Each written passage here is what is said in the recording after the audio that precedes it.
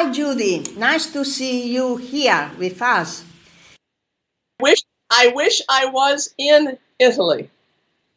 We wish too with you, but it's not possible for the moment. But we will have you here the next year. And I start off with the first question. You are ready? I am ready. Judy, you are a very good and important psychotherapist. Why you use photo in your therapy? I understand, and thank you. That is an excellent question. When I try to help people as a therapist, I need to understand, how do they see the problem? How does their family see them and their problem? And I use the word see because when you look at a photograph, our mind does something interesting. When I look at a photograph, I look at it as if it is happening now, as if it is alive, as if it is 3 dimensions. I can walk inside, I can look around. My mind does not perceive it's a flat surface or digital surface. My mind says, oh, there's my birthday party from last week. So what happens when a person encounters a photograph? The story of the photograph, the meaning of the photograph, is created by the viewer when they look at it. The meaning of the photo is not in the photo. You know, I can show you a photo and you can say, oh, I see what this is of. It is a tree, a car, a person. That's what it's of on the surface detail. That's where my work starts. The photograph is not finished. The photograph is the beginning because the meaning of the photo, the story it tells, the feelings that are embedded in the photo that get evoked again when you look at it, what the photo is about is where my work starts. When you look at a photo, you're creating the meaning that you think is living in the photo. But 2 people see the same photo very differently because of the unconscious sort of filters, the unconscious way they create the meaning in response to what it triggers in their memory, in their thinking, in their feelings. So if my husband and I are both looking at a photo. So what happened in the relation between therapist and the patient about this? That's what I'm trying to get to. I'm sorry. When 2 people look at a photograph, they do not realize they are seeing 2 different photographs in their mind. I'm a therapist. I want to help people learn to understand themselves better and improve their relations with other people. I must explain to them that the way they are seeing themselves, the other person, and the problem, the way they're seeing this, is not the same way everyone else is seeing it or the person. And I need the person to get out of the trap that I see everything correctly, you are wrong. I need them to say, oh, I see it this way, but you see it that way. Why are we seeing this so differently based on our past that teaches us certain ways to understand something?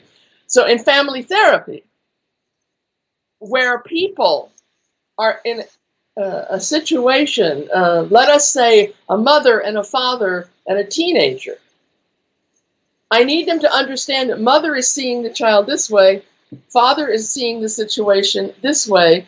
They are arguing. Mother says, you are too strict. and father says, you treat him like a baby, we can never win that argument. And in systems, the triangle, the teenager has all the power because he keeps the parents fighting. So I need them to realize that they are looking at their teenage son differently, not right, wrong, but two different ways according to what they expect should be the correct way to be a parent. It's hard to do that with words.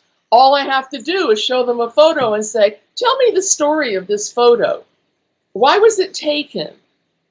How would you title this photo? Why? So the photo is the beginning to validating their perception is correct, but because they are correct for themselves, it does not mean the other person is wrong. It's hard. You do therapy yourself. You understand a very important dynamic in family therapy. We all see the world differently and we don't realize it, and that is the cause of so many problems.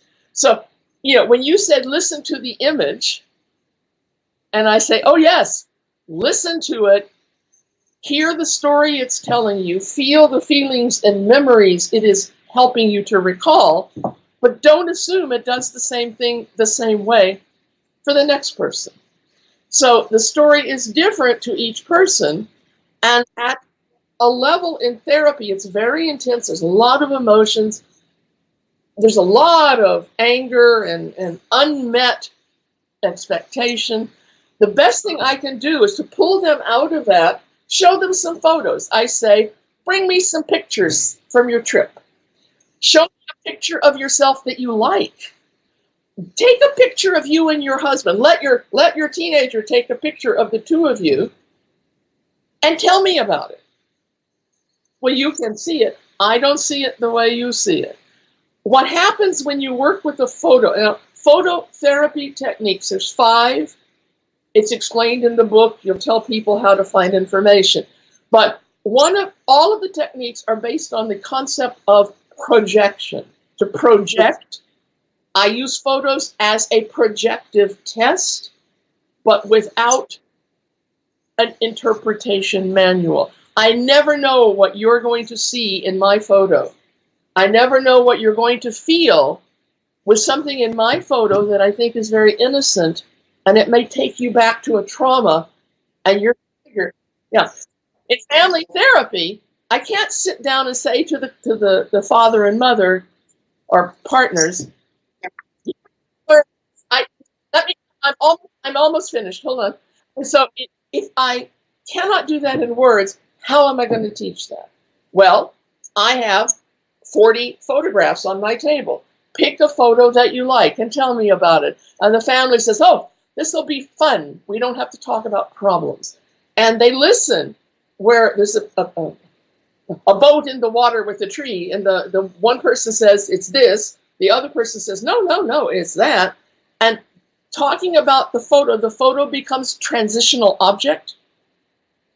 The feelings in the image are the transitional object for the feeling inside, but they're holding a piece of paper or a digital screen, which supports them with proof to themselves that they are right. It allows more feelings because they're more secure. They're talking about, this is how I see this. They cannot be wrong. And then the next person does the same thing, and they go, oh, we see this photo so different. And I go, bingo, I'm in as a therapist. Let me explain to you that you're doing the same thing with how you're raising your teenager. So the photo is the tool. Photos cannot be read like a book. You can listen to the story. Every photo tells a story, but it tells a different story to each person. And when they realize that, they have come up a level metaphorically. They have come up into different... In family therapy, I followed Murray Bowen. He was my favorite. And he talks about differences and differentness being enriching rather than threatening. Photos allow that to happen non-verbally because we do not feel with words. We do not The only information that comes in us is through our senses. We see, we taste, we hear, we touch, whatever. So if everything we encounter in any moment of time is perceived through our senses without words, words become translations of inner experience. I cannot be having a feeling and talk about it at the same time. That's basic quantum physics. Okay? So if I'm going to help a family or help train a therapist, I want them to understand how to show the patient, the client, that their way of seeing the world is fine for them, unless it's causing them problems. Well, why is it causing them problems? You ask in words, it's not very helpful. Having them bring in photos, they take photos of them, autoritratto, self-portrait, family photos. Now back into the picture, in a family picture, you can look at photos over time, consistencies and patterns, triangulations, power dynamics. And the trick with photos of more than one person, and if you are trained in family systems, you already know this. Not all psychologists do. But a picture of several people is not just of those people. The space between them is not empty. Image you say, you tell us now. One curiosity, Judy, my curiosity, when you in your life you started, you find it the power, the beautiful photo. When you started to work with photo in your life? By accident. Okay, it was accidental. It was not planned. And I'll tell you what happened very quickly. I'm also a photographer. I was a photographer doing work, photographing musicians. Oh, there's a beautiful scene, click. I was using photos to record the moments that matter to me. I take pictures of things that matter. We all do. You don't take a picture that doesn't matter. So I'm taking pictures. I'm going to university in psychology. Then I become better at both. I have a show in a gallery, a photo gallery in downtown, in my city of Vancouver. And I said, oh, I'm going to be famous. And I put the photos on the wall. And I go in. I have no training in art photography. So I go in and I think, I'm going to listen to see what people think of my photos. And I'm in my blue jeans with a cup of coffee. They do not know I am the photographer. And I stand beside people looking at my photos. I know why I chose that photo to exhibit. But Tullia, what I hear, somebody says, oh, what an ugly person. Why is that photo on this wall? And I'm like, you know, or she asks us to say which photo we like the most.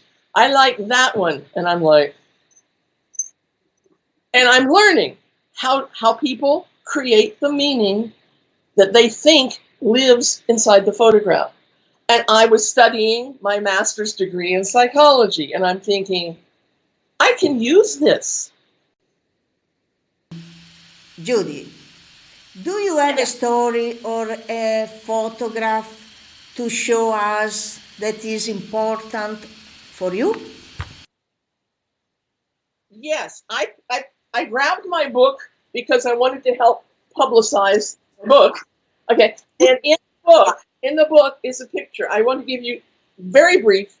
To me, your webinar is about listening to the image, listening to others, and I think using photos as photo-based questions, photo-based techniques to assist the therapy that's happening anyway. I think that this is very important because listening to the image, listening to the photograph, will help you learn that the story it tells you is not the only possible story. And that's where the emotional power is of the photo. If a therapist is trained in how to use these, their success with clients is increased greatly. So because I thought about this, in case you asked me, okay, this is a photo when I was first dating my husband, who is now my husband of 35 years. Someone took this photo of me and him, and I looked at that photo the next week and I went, oh my God, this is not just a boyfriend, this is going to be serious. Oh my God, this is a very intense photo. Now for you, you know, it's a nice picture. And what I did, I tried to find out, it's a trick I use. It's like I cover something, like, does it still have that strength? Does it still have that strength? And when I got to here, our hands, I'm holding his little finger, okay? When I covered that, all the power went out of the photo. There's his hand in mine, okay? And I looked at that and I said, why? Oh my God, why is that so strong? Oh my God. I thought we were just having fun and dating. I think we're going to end up together. I'm not sure I want it. I was really shocked. 2 weeks later, I was going through old family photos. I think the relationship with my parents is one reason I became a therapist. It was very troubled. And there are very few pictures I have of my mother and father together looking happy. Until I found this one. Look at her hand and his hand. Yeah. Now, this is difficult to see in the screen. It is on page 36 of my book. And had I planned to show you a photo, my dear,